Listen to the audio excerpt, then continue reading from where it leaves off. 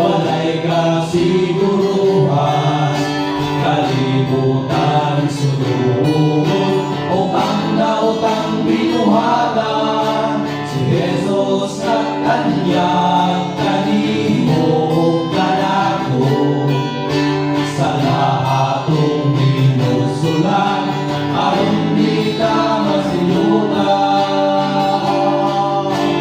Wala ang puryana o lugay na nanaanda, dito wala'y kaliskanan o wala'y kasakitan.